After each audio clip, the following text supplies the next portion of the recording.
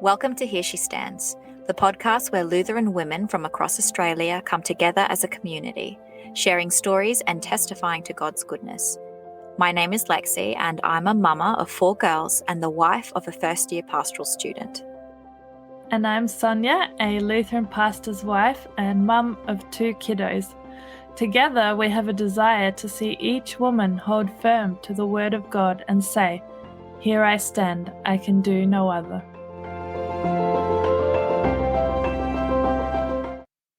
In today's episode, we are chatting with Sal Huckel. Sal is a pastor's wife in Melbourne, and she is also the mother of 6 children, of whom 4 are still being homeschooled. Sal, welcome to our podcast, and thank you for actually being willing to come on here and talk about yourself and to talk a bit about minimalism. Thanks so much. Good to be here. And of course, I'm also joined by Sonia. Hello. Nice to be here also. And it's nice to chat with you again, Sal. It's been a while. I know. It's great to talk to you today, Sonia. Thanks so much. Yeah. So we would love to start off with hearing a little bit about you and your story, your family. So where are you currently based and what do you do? Who's in your family? Yeah, tell us a bit about yourself. Yeah, sure. So, we relatively recently, in the past year, moved to Melbourne. So that's where I live with my husband, Matthew, and we have 6 children. And they range from just turned 10 to nearly 21. Now, Matthew's the pastor at Moorabbin Dandenong Lutheran Church, which is where we're currently called. So he's originally from Adelaide, and as you can tell, I'm not Australian. Well, I actually am, but I don't sound it. I'm from Coventry in the UK. And actually, that's where we met. We met in Norwich, where I lived when he was travelling in his early 20s. And then we moved with our family back to Australia. And that was actually 15 years ago this week. So we had a bit of an anniversary and a memory lane journey this week. I don't actually work outside the house these days, although I don't rule it out. I originally qualified and worked as a corporate lawyer in the UK, where I grew up Anglican. But when I was 12, I began to explore other churches with friends from our school, as I went to a Church of England school and had a lot of friends who were Baptist or Pentecostal. And my family didn't continue going to church, so I've had to find and explore my own relationship with God through those school friendships. And actually, in particular, the very rich and privileged experience I had as a member of the Blue Coat School Choir. And with them, I sang countless evensong services and concerts in many places like Westminster Abbey, St Paul's, Wells Cathedral, York Minster, lots of places. Wow. So although I didn't have a strong background in scripture or doctrine like my husband did, it's amazed me ever since, as we've explored what the discipleship of our children would look like, just how much of the Bible I actually knew from all of those anthems, psalms and liturgical prayers. So I really actually very much treasure that period of my life, and I consider myself to have been very privileged to have that. So I didn't grow up Lutheran, and I didn't actually become Lutheran until we came to Australia. And actually it was through the baptisms of our 3rd and 4th children that we came back as a family into the Lutheran Church. There are Lutherans in England, but we didn't know any of them, or they were hard to find or whatever. We didn't think there were. Well, my husband Matthew was raised and catechized in the Lutheran Church. And of course, eventually he was called to ministry. So that's where we find ourselves now. So that's kind of how we got to here. Yes. So you started your family back in England. Yeah, we had 3 boys that were born there. When we moved to Australia, Ben was 5 and Zachary was under the age of 2. And then obviously we've had our 3 daughters since then. So yeah. Wow, yeah. And you're quite a musical family then. We are, yes. And actually, you know, as I think about minimalism and those kind of things, or what our family values are, music is a really, really big part of our life, as is, of course, as you mentioned, education. So they're 2 things that, you know, really come into play as we think about how we run our lives and what we want in our space. Yeah. So we have decided to chat about something a little bit different today. We are really curious about one of your passions, which is minimalism. What exactly is minimalism? That is a great question, because the truth is you're going to find many different takes on minimalism. So there are a number of key authors and bloggers in that space. And there are a couple of I really liked as I researched how to deal with our own overwhelm and own less, because this is for us where it came from. So for our family, when we describe ourselves as minimalist or it's a value or whatever, we simply mean owning less, being intentional with our time, our possessions and our money. And as I was thinking about this and, thinking about the definition, I actually came across quite a fun definition from someone called Joshua Fields Milburn. He's one of the minimalists. And when he was explaining his newfound happiness to his friend Ryan, their latest documentary is really worth watching. That's called Minimalist, Less is Now. But what he said was, minimalism is the thing that gets us past the things so we can make room for life's most important things, which aren't things at all. Mm-hmm. I love that. I thought it was a really helpful description, because as we remember what is the most important in our lives as Christians, it's our relationship with God and the outworkings of that. So, and I actually want to contrast this idea with something, I don't know if you've even heard of this. It's called Swedish death cleaning. Now Yes. Have you heard of that? Yeah. So the Swedish author, I think it's Margareta Magnusson, she explains that the idea is to declutter your life before you die, to release the burden from your loved ones you leave behind. But see, for most, if not all, of the minimalist writers I've benefited from looking at, this just seems to be the opposite, because what we want is we want to live our lives now, not spend our life now preparing for death in that way. So I don't find that life-giving or compatible with our Christian walk. Mm-hmm. So, I really want to distance myself from anything that's like that. And I think for us, minimalism is a tool rather than a goal. It's something that we use as a tool in our faith journey and just in our everyday life. And I also think it's probably a continuous project as needs change in our family as the children grow older. It's not really an aesthetic. We're not aiming for a particular look or style, except our own style that we've found works for us. So minimalism may conjure up pictures of stark, white designer spaces in people's minds. But for us, it's making room in our home for what's important to us. And whilst having a light, open feel in our home is important, it doesn't mean that everything is white and perfect. Yeah. So, So for you, it's practicality over aesthetics. Yeah, I mean, it's nice to look around your house and appreciate what you see, or not be bogged down by visual clutter or noise in that way. Actually, for me, that's really important for my mental health, actually. Yes. So, when we change our homes in terms of having less things around us, it is going to look different. But that's only one of the things. Mm-hmm. So what inspired you to become minimalist? Yeah, well, actually, I can trace it back in our values a long time before it began to actually really play out in our home. But in the end, it was necessity. So when my husband was called to ministry, we had 5 children and we were expecting our 6th baby. And we were just living in a standard, 4-bedroom home with a couple of living spaces and a garage. But then we moved into the student accommodation on campus at Australian Lutheran College, which was great for us because that maximised our family time and it allowed our finances to go as far as possible. And actually, finances is something I do want to touch on. But it did mean that as a family of 7, soon to be 8, with all of the gear you need for small children, we lost a spare room. We lost a garage, we had very little outdoor space, and we had no storage. So what we had to do was we had to make our life work in a much smaller house, and it didn't really. The house was quite dark, and we felt very hemmed in with our possessions. And then I had a light bulb moment where I realised that we couldn't make the house any bigger.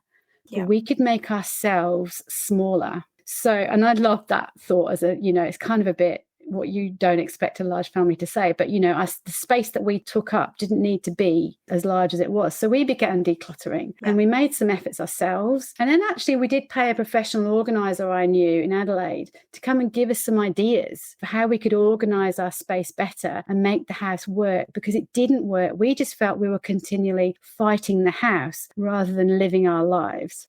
And by that point, we already knew that our children and other people's, when they came to visit, responded better when the space that we were in was calm and clear and there weren't toys and clutter everywhere. But it was very hard to create those conditions after we moved. So the plan that we had for our house was that we would reduce our possessions and actually even reduce our storage, organise our things better, And because that house was dark, I also realized that anything we acquired needed to be white or light to reflect the light that there was in the house as much as possible. And so we've actually found having a lighter space really helps. And furniture can make a house or a space feel dark and small. So that's where aesthetics does come in a little bit. So, and we also knew that we would be going into ministry and moving around. So we wanted our furniture to be very movable for rooms and purpose. So we've moved actually twice since then, and it's been a great benefit. Yeah. So you've touched on it a little bit, but what does minimalism look like in your family? Yeah, so for us, it's a home that suits the way we want to live our life and works with it and not against it. So we were always fighting the house, figuratively speaking. And I've been thinking recently about our main family values as a bit like a jigsaw puzzle. The pieces all need to fit together. And some of these values can compete with each other. And in particular, they can work against minimalism or vice versa. And I think we're pretty happy with the picture they assemble for us. So our family values includes faith and discipleship. For us, of course, that includes home education and a large dose of music making. Mission, living out the Great Commission. Hospitality and having a life-giving home is really important to us, as part of those two first things, I suppose. Food and healthy eating. Stewardship is a big one as well. And that does involve also being a budget geek with a side of frugality and generosity. So I'm not actually sure whether I would describe minimalism as a value in itself, rather a tool that we find helpful as we live out our lives. So I've mentioned that we want our space to work for us. We like to have a calm home with little visual clutter and a lot of space for living. I mean, as a home educated family, we obviously really value having space for learning, materials to use for that purpose. And of course, we love books. And this is where looking at your values is really important. We're going to need more room for books and educational resources than a family whose children go to school. So our home is more likely to have more of those things. And of course, desks and office space are important. The number of musicians in our home is outnumbered by far by the number of musical instruments we own. And I think it's helpful for us all to remember that we act towards our values. If you look at your bank account, you can see where you're spending your money. That can be intentional or it might not be. The same with our space. So we've made a decision to use our space intentionally in line with our values. And that's one of the principles that we might say we use. Some people count their possessions or their wardrobe items. We don't. We haven't found that necessary. Although when we reduced our possessions, and we think that we got rid of about a third of our possessions, one thing that really helped us as a guideline was to just have one of most things. So we started with the easiest things and we just continually collected bootfuls of stuff and donated it. We probably could have sold more than we did, but we wanted and needed quick results. So when we had got rid of some things, we were able to then start listing and selling some items of value, some higher, some lower. We knew we were in that house for 5 years, so there wasn't any point in keeping something that we might need in our next house because it would be taking up prime real estate for 5 years until then. So we got rid of anything that we were keeping just in case or for one day. And, you know, it's also, I want to say it was important. We had to allow ourselves permission, really, I think it was, to buy again anything that we regretted selling or donating. That was one of the ways that we got over the hurdle of releasing some of the harder things.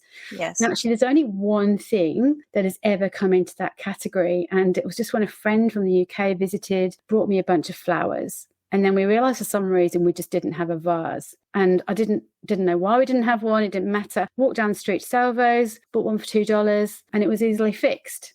I might still be short on vases, but most of the time I don't notice. But I was actually saying to Matthew today that he just picked some flowers from the garden on the weekend and brought them into the kitchen and they look really nice, but that's our one vase. But I always think it's a bit of a waste. You know, you're given an amazing bouquet of flowers and then it's just got to fit somewhere in your messy home, and I always think the flowers are wasted when they're just in this really cluttered space that looks I love flowers too, but I always just feel a bit weird when the house is a mess and then you've got a lovely yes, that's true. Don't come into my house right now. I have a mess and flowers. You can come here and judge me if you want. You know, it's not perfect. I want to make sure I say that. But one thing that we can do is we can pretty much, especially because there's 8 of us, we can tidy our house in half an hour. You know, if we had half an hour's notice that you wanted to come and take photos of everything for your podcast, we could do it. I might have to call them home from the shops. But there you go. Yeah. Wow. Yeah. I am very curious as to how you home educate, and a lot of you would spend a lot of time at home, and how you manage to, have a homeschool, I guess, while being minimalist. I feel like homeschooling alone, there's just so many things. Right, I know there are. And actually, I am in a Facebook group that I help moderate, and it's Minimalist Homeschoolers. Minimalist Homeschooling, I think that's called. But we do exist. And, I think this is why it's important to realize that we can make room in our homes for what is important to us. So education is important to us. So, of course, we are going to have spaces that we need to use for educational materials that most people don't need to own. There's a saying, a homeschooler and their money are easily parted. And, we've done it on a shoestring. And I don't buy every single thing that everyone's talking about. Yes. Or sometimes we'll buy, I occasionally bought curriculum that I didn't love, or I think, oh, well, that's okay. Haven't used it with that child. I'll try again with the next one. And then it didn't work with that one. And there's a phonics program that I bought when I first started. And in the end, you know what that program was? It was a comfort blanket for me. It helped me get started, helped me feel good about our decision. But I didn't actually ever really teach a kid to read with it. And so I made the really brave decision just to sell it. In that period of time we were looking at everything, I just thought, I'm never going to use this. I don't even like it. 2 children have taught themselves to read before I even opened it. It's not working with this other child. I'm just going to get rid of it. I don't need to keep it. And so if there's something on the shelf that isn't working for you, that's okay. It'll work for someone else. You may as well get $80 or $100 for it and put that into something else. So I sell curriculum I don't like. I suppose, just changing the topic slightly, that being minimalist also comes with, well, you as a Lutheran and your family as a Christian family, that there is this aspect of trusting God, that he will provide for you in the future if you need it. Absolutely. And so therefore you can get rid of this clutter today because your Father will care for you. Right, absolutely. And that is absolutely true. And I have never personally found that stockpiling is a thing that God wants for me to do. We've always got what we need, but we haven't often got a surplus, not food, not money. It just doesn't work. And actually, we'll get on to talking about Bible verses, I'm sure, but it's keeping stuff. There's a verse about, hang on, let me find it. In Matthew 6, verse 19, we read, do not store up for yourselves treasures on earth where moths and vermin destroy and where thieves break in and steal, but store up for yourselves treasures in heaven where moths and vermin do not destroy, where thieves do not break in and steal. For where your treasure is, there your heart will be also. There've been things that we've kept for a long time. Once we had a flood in our garage and a heap of clothes that we were, storing to hand down to our younger daughter got wet in the garage. And people have stories like that. Maybe we should be releasing those things and letting other people use them or share them and bring them back to us, rather than feeling like we've got to store things up for when we might need it next. Yeah. And that does also remind me of the early church, where that's what they did. They gave things to people that needed them more than they did. They sold their possessions and shared their money around.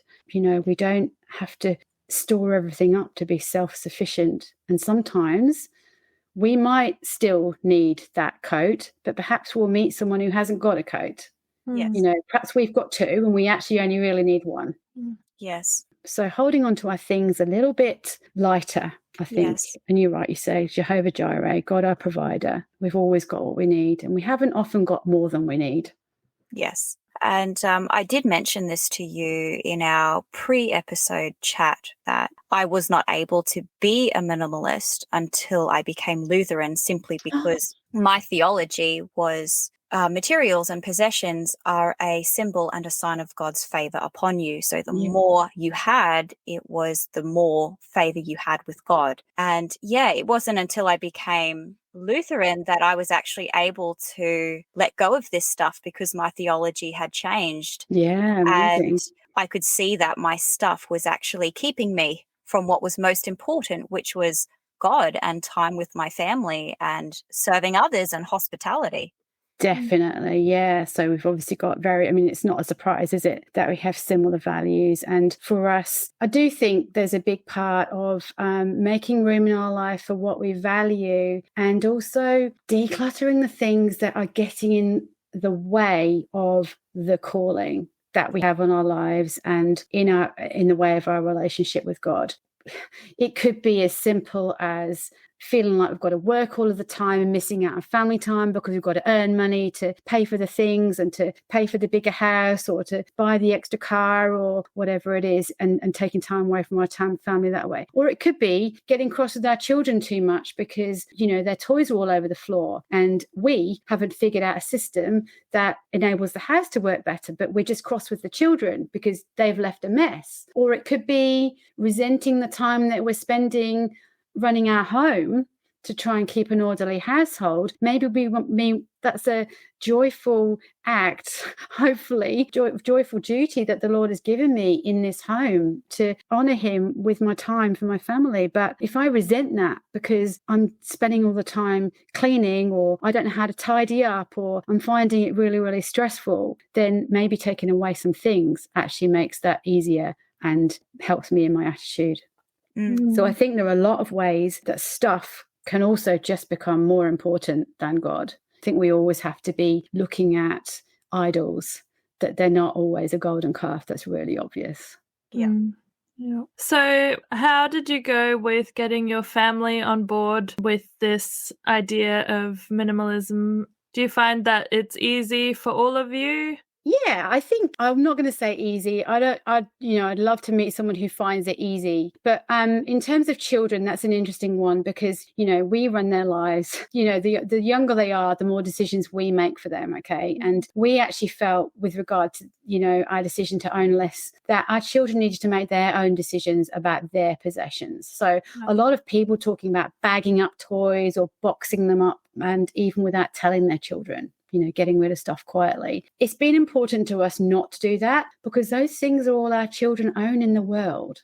And you can compare that to the way that adults feel when their possessions are decluttered without permission. I don't know if you know anyone who's ever had that happen to them. It's quite damaging. So let's face it, most of our problems in that house were our own issues. They weren't caused by the children. So we began with the simple stuff. I always think the kitchen's the heart of our home. It's where we make our food. It's where we enjoy food together, if it includes a dining space. And often for home educators, it's a key learning space. So we began there. And we just had the children join us. They helped us declutter our things. And then we would ask them to go and find things that they no longer needed or wanted. So we led by example. We didn't require anything of them that we weren't prepared to do ourselves, or we did it first, and we would ask them to help us get rid of our stuff. So sometimes we would use opportunities like that to, redistribute ownership, hand an item down to a sibling. Other times they knew they were giving items away to people who needed those things more than them. And I once did a bookcase right in the early days with my son Jonah. He was great at this. And instead of deciding what to keep, which was the process we'd often used in the past. You look at things and think, what can I keep? I told him to look at every book and ask me, Mummy, why are we keeping this? So everything we owned literally had to earn its place in our home as we consider different areas. And I was delighted to get rid of the children's books I hated reading, or I hoped that they would never pick off the shelf. Like if you've got any books like that you always hope your child won't bring to you.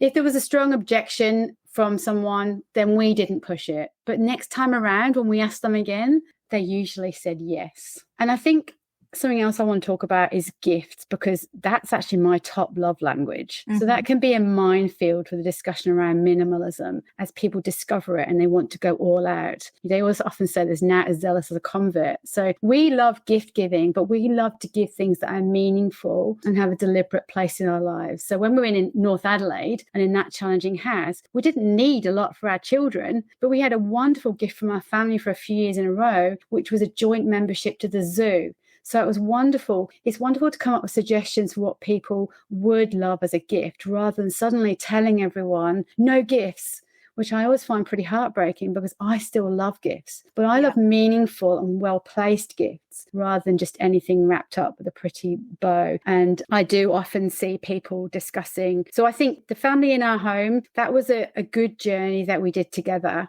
But I think also you have to consider your wider family and friends, because we have to love people. And, you know, you can't just tell people they can't give their grandchildren presents or anything like that. It can be challenging in the wider family. So dealing with that carefully, I think, is really important. And, you know, as a family as well, generosity is a value that we jointly have. And we've always considered that everything we have is from the Lord and sort of loaned to us from him. So I call that God's economy. So inspired really, like I mentioned before, about the early church and their sharing of wealth and possessions. So if we came across a need and had something that someone else needed more than we did, we would be prepared to give it away.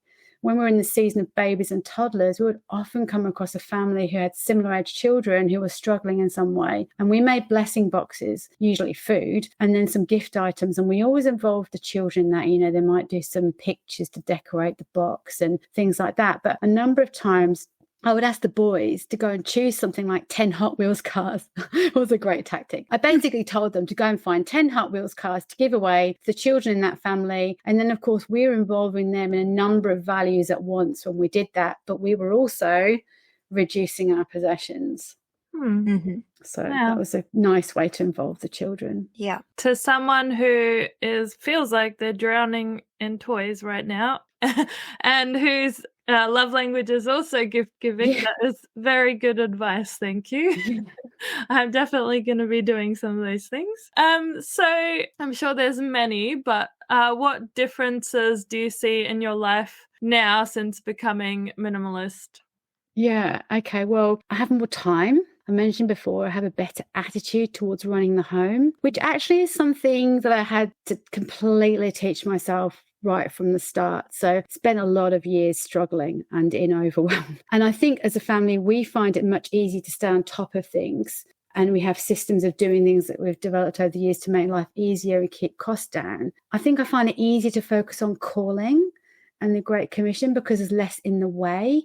Mostly, I think, because we're much more content. We're more available to other people and we're more willing to offer hospitality or be generous. So being intentional with our possessions was the first step to something else, which became a real game changer for us. We actually moved on to being much more intentional with our time and our money, leaving space in our diary and not scheduling every minute. Learning to be more orderly in the physical sense in our home slowed us down, but I think it was so beneficial. It left room for plot twists and emergencies that, of course, have become our life as a ministry family. You'd know that, Sonia, as well. And I love how Jesus was interruptible. And if we leave enough margin for ourselves, then we can also be interruptible, either physically with the use of our home or in our week when things change for the family because of a ministry need. So we've had some amazing encounters, including once we had a day's notice to help a friend who fled to Australia from Iran with her baby daughter and needed somewhere to stay.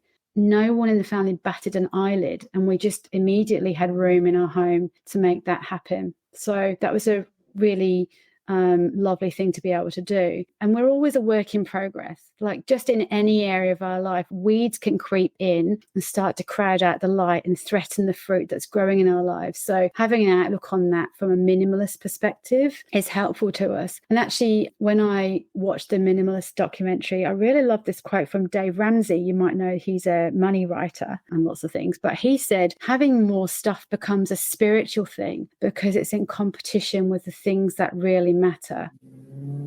Again, you know, our possessions really can get in the way of what we're here for and what we're meant to be doing and who we're meant to be worshipping. That is really is a work in progress all of the time. Yeah. I love what you said about how minimalism helps you to be interruptible. Yeah. Definitely. And that's actually something, it's crazy. That's actually something I was praying very recently because I struggle to be interrupted. And I just prayed, Lord, please help me to be interrupted.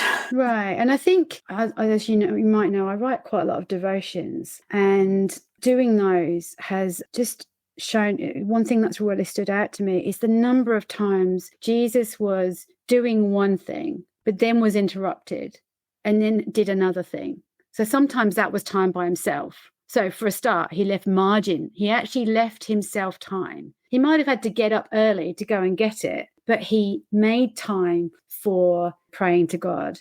But he also allowed himself to be interruptible in those times. Or he might be going to one place and then he's interrupted. So he then goes somewhere else. And I always like to sort of think, okay, what can I learn from that?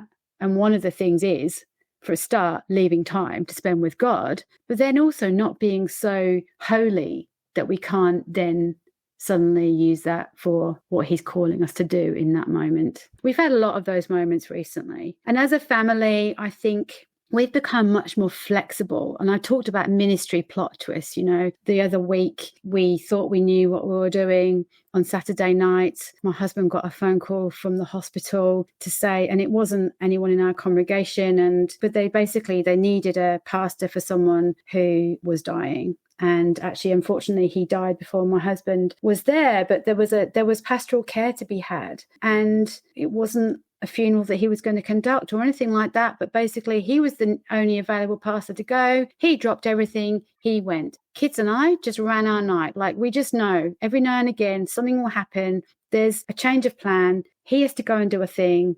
And so now we go into our other mode. And, you know, having a life that gives us space for those things is really important to us. And of course, as well as helping and serving those people, it is teaching our children those things too, to be interruptible, to give up the night you had planned or, you know, whatever.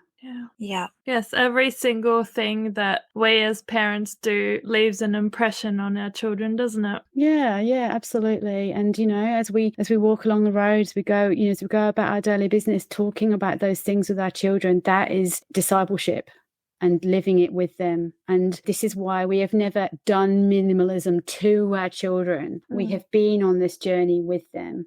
Yeah. So you've mentioned one verse. Are there any other Bible verses that talk about living a minimalistic life or that warns against materialism that you can share with us? Sure thing. So look, I mean, there's a lot in the Bible that you can find on this kind of theme. And I also think it's really important not to take scriptures out of context. And this can often happen with something like minimalism, where people want to put their Christian take on it. I mean, obviously, I've mentioned Jesus sending out the 12, you know, these were his instructions: take nothing for the journey except a staff, no bread, no bag, no money in your belts, wear sandals, but not an extra shirt. You know, we don't often need more than one of everything, but it's a great place to start for us to only have one thing. And I actually once packed for an overseas emergency trip in under an hour, and I joked to my friends that I threw my 5 things in a bag and got on the plane. It was more than 5, but the bag was the emptiest I've ever taken on an international flight. But one of the things I wanted to talk about was the parable of the rich fool, actually. And I wanted to tell it to you with just a few changes to the wording so that we can relate to it a little more closely, because most of us don't have barns of grain. So someone in the crowd said to him, "Teacher, tell my brother to divide the inheritance with me." Jesus replied, "Man, who appointed me a judge or an arbiter between you?" Then he said to them, "Watch out. Be on your guard against all kinds of greed. Life does not consist in an abundance of stuff." That's the bit we've changed. And he told them this parable. The ground of a certain rich man yielded an abundant harvest. He thought to himself, "What shall I do? I have no place to store all my stuff."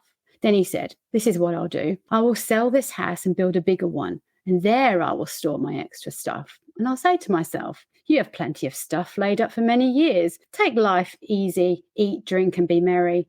But God said to him, "You fool, this very night your life will be demanded from you. Then who will get all the stuff you've accumulated?" This is how it will be with whoever stores up stuff for themselves, but is not rich towards God.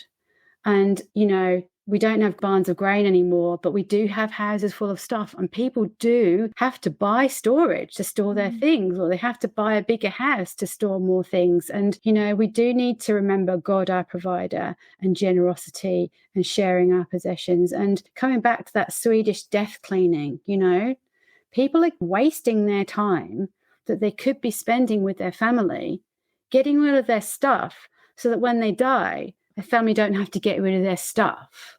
Yeah. Like, that's not life-giving. And most people never actually make it to the point where they're happy with how much stuff they have, so they we're can never eat, happy drink, with it. and be merry. Right, exactly right. And I think that just finding contentment and, knowing that where our treasure is, that's where our heart is.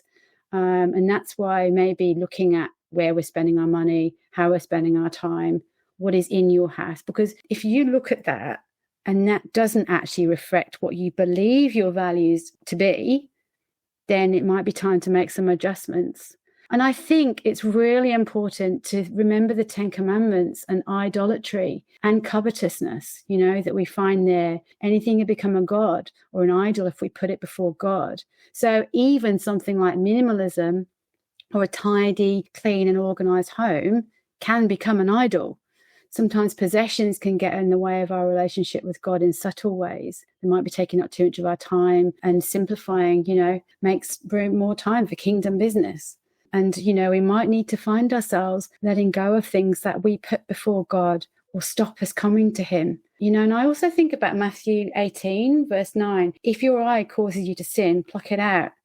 If your stuff is causing you to sin, maybe it's time to reassess what you're keeping in your home. If we're short-tempered with our family, or we're finding it stressful because we've got so many things, then we can make that easier. I also think if you don't feel content, then that's what we need to look at, because we're not going to find that contentment by accumulating stuff. And, we have these messages at us all the time, don't we? Like, if I look like that, if I look a bit more like that, I'll be happy. If my house looks a bit more like that Pinterest board over there, I'll be happier. I'll be interested to see, how some of the minimalists in the public sphere are Christians and some of them are not. But they all know for a starter that stuff is not meeting their needs, and that they have a hole in their lives that they're trying to fill with stuff. And I find that interesting to hear that message from all of them, actually. Yeah. So just basically rephrasing what you just said, the stuff doesn't give us the satisfaction in our lives that we're looking for, but also minimalism and the clean, open, aesthetic homes also don't give us the peace that only God can give. No, they may not, but they create, it's possible that making that space and doing it with God in mind, really is going to help us step away from the rat race of trying to accumulate things. Keeping up with the Joneses really is covetousness, isn't it? Yes. Wanting our house to be like theirs. They've got that, we need that. Their house looks like that, my house needs to look like that. So what encouragement would you give to women like myself who are struggling with busy, messy houses and lives? I think the first thing to say is have grace for yourself. It's a busy season and everyone finds it hard. I mean, I'm sure we've all joked. Have you ever said anything like this? Like, we wish we could just throw away the dishes or the laundry instead of washing it and dealing with it all. We can actually make our lives easier by having less of it. And children are messy and noisy and beautiful, and they come with a lot of stuff. Accepting that and making the changes that are doable for us and leaving the things that are not doable right now is perfectly fine. You don't have to get rid of their toys, but they don't have to all be in the living room at the same time. So toys going on rotation is a solution that can help before you've even made any changes. But it can also indicate what they're never playing with or what they don't miss. And then, how you then handle that has to be how your family does things, but it can be a starter. I actually loved Fly Lady's advice. I used to follow Fly Lady years ago. I have literally been trying to work out how to run a house my son Ben is nearly 21, so probably like 21 years. Been trying to work out how to run a house. But I loved Fly Lady's advice to shine your sink before bed. Yeah. We don't always have what we call a zero kitchen at night, but the days when we do manage it are so much more productive and peaceful. So starting with the kitchen, I always love, and reducing the clutter and trying to have clear counters can be a really great place to make a difference. That will spur you on to other things. And honestly, children always need to eat, right? So having that organized for ourselves can make our day just feel so much better. But also, when we're thinking about owning less, starting with our own things is a great, and I would say preferable place. Yeah. And I think, like I said before, there's a balance between a Pinterest perfect house and complete overwhelm. We don't have to aim for Pinterest perfect, but there's nothing wrong with trying to make life easier to reduce the overwhelm. I've helped friends before and I've had friends help me. It's easier when it's not your mess, actually. Yeah. So enlist a friend. I'll come around your house, Sonia, for help and ideas. But if you do ask a friend for help, choose wisely, because I have seen people loot what they want as they help others or try and persuade a person to keep something. So what you want to find is the right kind of enabler, because, you know, there are people that really enable hoarding. And you don't want to really ask them for help because they won't let you get rid of anything. Yeah. Choose someone who's minimalist and doesn't want your stuff. Choose someone who's not overwhelmed by your mess. They might be overwhelmed by theirs, and you can do their house next week. You know. Well, Sal, thank you so much for coming on and talking about this really important topic. I feel very inspired. I feel very inspired. And yes, thank you so much for the encouragement and the advice, but also the beautiful theological conversation that came into it as well that I partially wasn't quite expecting. Fantastic. But it was brilliant. So thank you.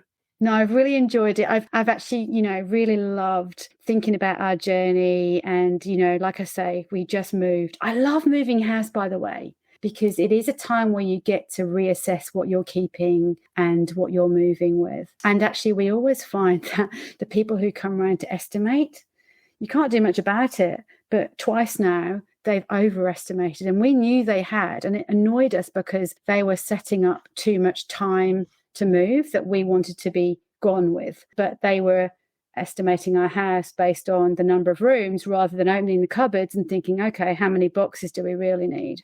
So they did the opposite to us in Catherine Court. They thought, oh, it's only 2 rooms. How much stuff can they have? Whoops. Well, Sonia, if there's anything that you haven't, if there are any boxes there that you haven't yet unpacked. No, I have unpacked everything. Oh, well done. Yes. Because what we actually we obviously moved from England at one point, and I think there were some boxes that moved house with us a couple of times until we eventually unpacked them and just realized that we had lived with all of that, without all of those things for so long. We had to really question whether we needed to keep it any longer. And, you know, that's one thing. I've definitely thought of a couple of things during this conversation that I will be getting rid of. Yeah. Sometimes I just put a box by the front door and say, this is a donations box, bring your things. And people always find things. Please join us again next fortnight when we chat with Julie Kleinig from Chinchilla in Queensland. Julie is married to Stuart, an interim pastor who focuses on helping congregations in conflict work towards biblical reconciliation. Julie will talk about how she supports her husband in this special ministry, the joys and challenges of reconciliation ministry, and of course, biblical reconciliation. Don't forget to check out the show notes for information and links relating to today's episode. You can find Here She Stands on Facebook and Instagram, or you can email us at hereshestands.podcast@gmail.com. If you would like to sign up to our newsletter, download our episode transcripts, or find out more about us, head on over to our website at hereshestands.online. Until then, we pray that you will hold fast to God's word and confidently say, "Here I stand, I can do no other."